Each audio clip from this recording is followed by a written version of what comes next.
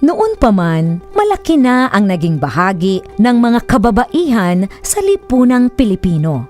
Kaisa sila sa marubdob na paghahangad ng kalayaan ng ating lahi.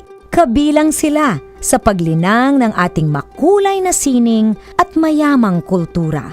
Kasapi sila sa pagtataguyod ng mga adhikain ng kapwa mamamayan at sa pagtugon sa mga pangangailangan ng lipunan. Katuwang sila sa pagtuklas sa mga larangan ng agham at medisina. Kapanalig sila sa pagpapairal ng batas, karapatan at katarungan para sa lahat. Kabahagi sila sa paglilingkod sa bayan at sa pagpapanatili ng demokrasyang Pilipino. Sa paglipas ng panahon, hindi nagmaliw ang kanilang pag-ibig sa ating inang bayan. Mga kababayan, ito ang alay ng mga kababaihang Pilipino para sa bayan. Tumayo po tayong lahat at sabay-sabay nating awitin ang pambansang awit ng Pilipinas.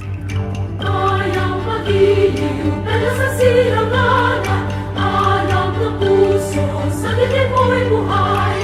Lumang hinirang, dulot na ng mag-ibig, sa manlulubi, di ka masisingil, sa lahat ng tulog, sa sigat at sa langit mong babang, may ginatang tula at awit sa paglayang minamahal.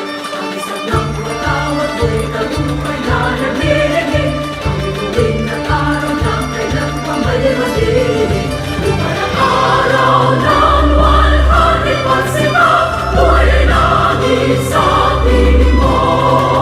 Ang higaya ng pagpay makahamit, ang mamatay ng dahil sa'yo.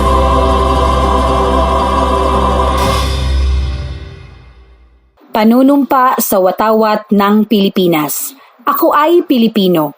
Buong katapatang nanunumpa sa watawat ng Pilipinas at sa bansang kanyang sinasagisag na may dangal, katarungan at kalayaan na pinakikilos ng sambayanang makadiyos, makakalikasan, makatao at makabansa.